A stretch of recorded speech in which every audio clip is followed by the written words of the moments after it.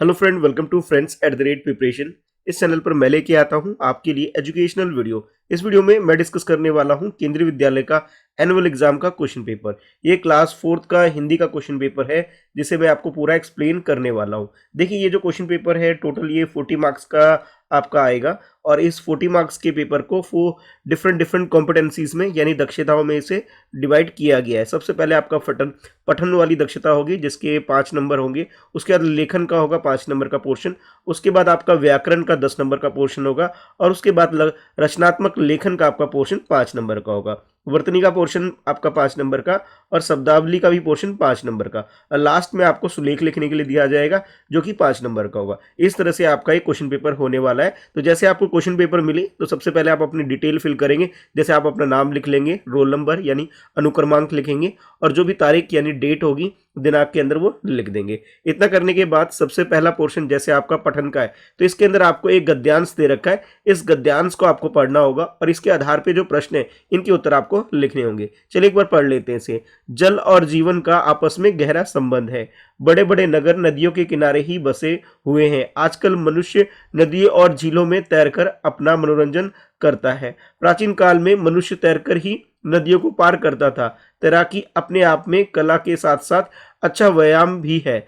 आजकल तैराकी के कई प्रकार प्रचलित हैं। देखिए, इसके अंदर सबसे पहले आपको जल और जीवन के बारे में बताया गया है कि ये दोनों आपस में बहुत संबंधित है, इनके बीच में गहरा संबंध है और बहुत सारे नगर यानी शहर सिटी जो है नदी के किनारे ही बसे हुए हैं।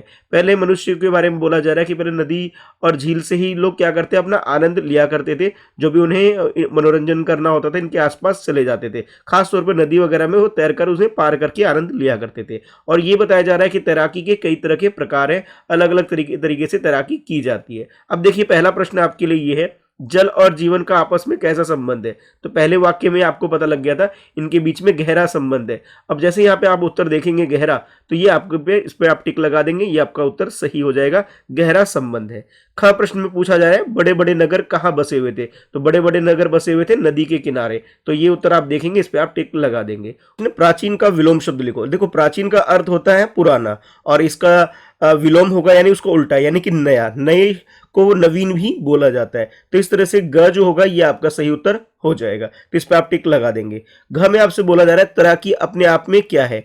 तो तैराकी अपने आप में, जैसे आपने यहाँ पढ़ा था कि तैराकी अपने आप में एक तरह से एक मनोरंजन का भी साधन हो जाता है और साथ के साथ व्यायाम भी होता है। तो हम लोग देखेंगे व्यायाम है क्या। हाँ, व्यायाम आपको यहाँ पे उत्तर में मिल रहा है, क्योंकि देखिए आपको यहाँ पे ध्यान ये रखना है कि कला के साथ साथ यहाँ व्यायाम भी है। तो दोनों चीजें मिल रही है, किसके अंदर, ख के अंदर मिल रही है। तो ख वाला आपका सही उत्तर हो जाएगा। उसके बाद जल के बारे में बोला जा रहा है, जल के दो पर्यायवाची शब्द लिखो। तो जल जैसे पानी भी लिख सकते हो, एक तो इसका पर्यायवाची और दूसरा नीर लिख सकते हो। तो दो पर्यायवाची शब्द आपको इसके लिखने के लिए बोले गए थे, आप दोनों इस तरह से लिख सकते हो। अच्छा, उसके बाद अगला प्रश्न जो है आपके, उसके लिए हेडिंग है लेखन। लेखन जो कि आपकी किताब में कहानी कविता पढ़ते हो उसके आधार पर प्रश्न है कि कौन कविता में किसकी शरारतों के बारे में बताया गया था। आप लोग जानते हो उसके अंदर हमने चूहे के बारे में पढ़ा था, तो आप उत्तर में चूहा लिख सकते हो। मुफ्त ही मुफ्त कहानी की लेखिका का नाम बताओ। देखो, ये जो कहानी थी मुफ्त ही मुफ्त, जिसके अंदर भीखू भाई के बारे में हमने पढ़ा था, इस कहानी को लिखा किसने था, एक लेखिका का नाम था किताब के पाठ के अंत में, तो वो नाम आपको यहाँ पे बताना होगा।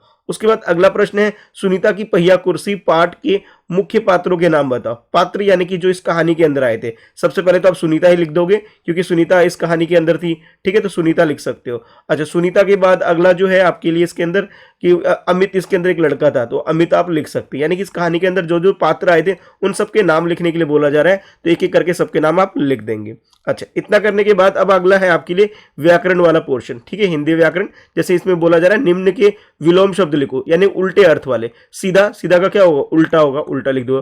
कड़वा, कड़वा का मीठा भी लिख सकते हो आप, ठीक है, ये इसका उत्तर हो जाएगा। उसके बाद बहुवचन लिखने के लिए बोला जा रहा है, ठीक है। चूहा, चूहा का क्या होता है, चूहे, यानी कि बहुत सारे चूहे की बात की है। पेड़, पेड़ों, ठीक है, ये इसका क्या हो जाएगा, बहुवचन, यानी एक से ज्यादा हो जाएंगे। उसके बाद अगला बोला जा रहा है निम्न के लिंग बदलिए। जैसे माली है, माली का होता है मालिन, ठीक है, तो मालिन आप लिख लेंगे।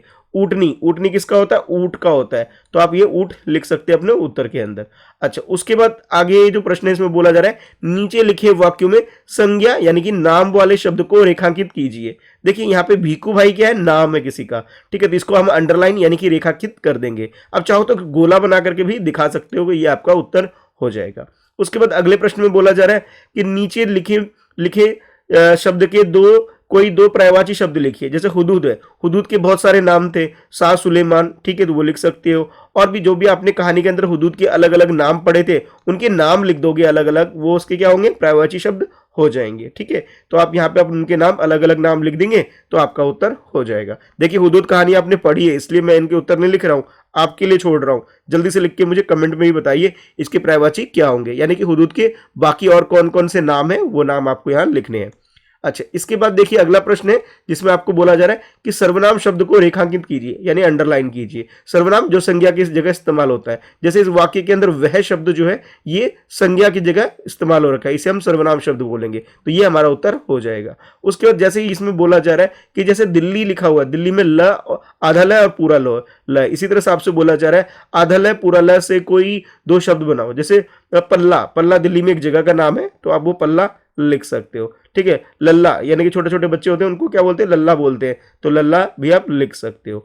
अच्छा, उसके बाद अगला बोला जा रहा है मतिंग शब्द और हर्ज शब्द का अर्थ लिखो, यानी इसका अर्थ क्या होता है ये आपको बताना है। अच्छा, उसके बाद हर्ज और ये मतिंग का जैसे आप अर्थ लिख लेंगे तो अगले प्रश्न पे आएंगे जिसमें आपको वाक्य बनाने के लिए बोला जा रहा है। आजादी शब्द दे रखा है और इसका वाक्य बनाना है, तो आप बना सकते हो कि गांधी जी ने हमारे आजादी के लिए लड़ाई लड़ी थी, गांधी जी ने हमारे आजादी के लिए दांडी यात्रा की थी, तो ये आप लिख सकते हो। स्वतंत्रता की और पाठ के अंदर आपने पढ़ा भी था, है ना, तो वो चीजें आप यहाँ पे वाक्य बना के इस्तेमाल कर सकते हो। स्वतंत्रता का ही अर्थ होता है आजादी। ठीक है, तो आप कह सकते हो आजादी की और गांधी जी ने कदम बढ़ाए थे, तो इस तरह से आप कई सारे वाक्य बना सकते हो, लेकिन एक ही वाक्य बनाने हैं, बहुत सारे बनाने की आवश्यकता नहीं है।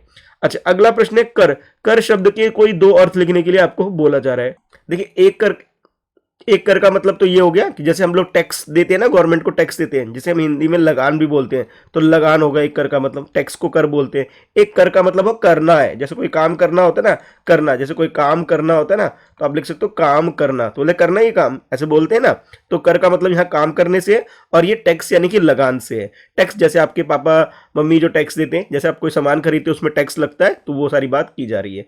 अच्छा, इसके बाद अगला प्रश्न है जिसके अंदर आपको ये चित्र दे दिया गया है, जैसे कि आप चित्र देख के ही आपको पता लग गया होगा, ये हुदूद का चित्र आपको देखने को मिल रहा है, और इसमें आपको बोला जा रहा है कि दिए गए पक्षी पर कोई 5 वाक्य लिखो। तो हुदूद के ऊपर 5 वाक्य आप आसानी से लिख सकते हो, क्लास में बहुत बार मैंने आपकी प्रैक्टिस भी करा रखी है, तो आप आसानी से इसे लिख सकते हो। ठीक है, चलिए बढ़ते हैं फिर अगले प्रश्न की तरफ। तो अगला प्रश्न है आपके वर्तनी वाले पोर्शन के अंदर, जिसमें पहला प्रश्न आपको बोला जा रहा है शुद्ध करके लिखो। अब नारियल ना गलत तरीके से लिखा हुआ है, तो नारियल को सही से आप यहां पे लिख देंगे नारियल को।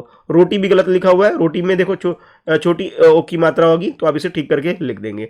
अब यहां बोला जा रहा है कि शब्दों को पूरा कीजिए। अब देखो यहाँ पे ना साबरमती होगा, ठीक है, साबर र लगाएंगे तो पूरा हो जाएगा साबर में। यहाँ पे क्या होगा, तर्क शास्त्र का त्र लगा देंगे तो तर्क शास्त्र हो जाएगा, यानी इसे पूरा करने के लिए बोला जा रहा था, इसे आप पूरा कर सकते हैं। अब उसके बाद अगले प्रश्न में बोला जा रहा है नीचे लिखे वाक्यों के लिए एक शब्द लिखे। जो व्यक्ति पैसे खर्च नहीं करता उसे हम क्या बोलते हैं, कंजूस बोल देते हैं ना, तो आप यह कंजूस अपने उत्तर में लिख सकते हैं। उसके बाद अगला प्रश्न है जिसमें आपको बोला जा रहा है कि इसमें सही शब्द जो है उस पर गोला लगाइए, रेखांकित कीजिए। जैसे यहाँ पे घुड़सवार, तो घुड़सवार 3 तरीके से लिखा है, जो सबसे सही है उस पर आप गोला लगा देंगे, अंडरलाइन कर देंगे, यह आपका उत्तर हो जाएगा।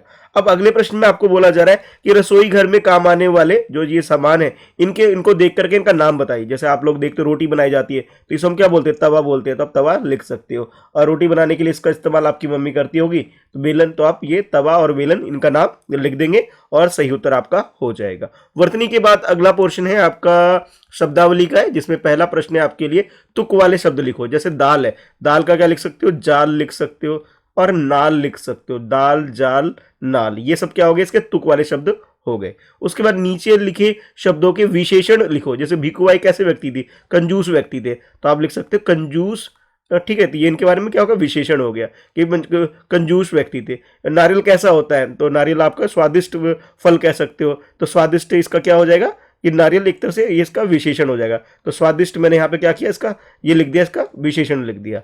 अच्छा, उसके बाद अगले प्रश्न में बोला जा रहा है कि विलोम शब्द लिखिए। मुफ्त यानी कि फ्री, तो मुफ्त में कुछ ना कुछ कीमत हम देंगे, ठीक है, तो यहाँ पे कीमती या कीमत लिख सकते हो, या दाम भी लिख सकते हो। सिर, सिर का क्या लिख सकते हो, पैर लिख सकते हो, ठीक है, तो पैर अपने उत्तर में यहाँ पे लिख सकते हो। ठीक है, अगले प्रश्न में आपको बोला जा रहा है कि नीचे लिखे शब्दों के दो दो पर्यायवाची शब्द लिखिए। पर्यायवाची शब्द लिखने के लिए बोला जा रहा है पैर का, पैर को पाँव भी बोल देते हैं, हम पाँव लिख सकते हैं, ठीक है। इसी तरह चूहे को भी अलग अलग, यानी कि इन सबके दो दो पर्यायवाची आपको बोले गए, दोनों के दो दो पर्यायवाची लिखेंगे तो आपका उत्तर ये पूरा हो जाएगा। उसके बाद आगे बोला जा रहा है नीचे लिखे वाक्यों के लिए सही शब्द चुनिए। जो व्यक्ति जो कविता लिखता हो, वह व्यक्ति जो कविता लिखता हो, कविता लिखने वाले को हम क्या बोलते हैं, कवि कहते हैं, और जो कहानी लिखते हैं उन्हें हम लेखक बोलते हैं। ध्यान रहे, तो जैसे यहाँ कविता आ गया तो आप कवि अपने उत्तर में लिख सकते हैं। इस तरह से आपका ये शब्दावली वाला पोर्शन भी पूरा हो गया। और इसके बाद लास्ट में आपके लिए सुलेख का ये पोर्शन है जो कि 5 नंबर का है, जिसमें आपको बोला जा रहा है कि सुलेख को दोबारा से आपको लिखना है, सुंदर लेख में लिखना है। सुलेख में सुलेख के बारे में ही बताया गया है। सुलेख का मतलब होता है सु और लेख से बना शब्द, जिसमें सु का अर्थ होता है सुंदर और लेख का अर्थ होता है लिखा हुआ, यानी सुंदर लिखा हुआ लेख। इसे आप दोबारा से लिखेंगे अच्छी हैंडराइटिंग में तो आपको यहाँ पे पूरे के पूरे 5 नंबर मिल सकते हैं। बस मिस्टेक नहीं करनी, मात्राओं की गलती तो बिल्कुल भी नहीं करनी है, ठीक है। तो अच्छी लिखावट में आप अच्छे से लिखेंगे तो आपको यहाँ 5 नंबर पूरे मिल जाएंगे, ठीक है। वीडियो कैसी लगी कमेंट करके जरूर बताइएगा।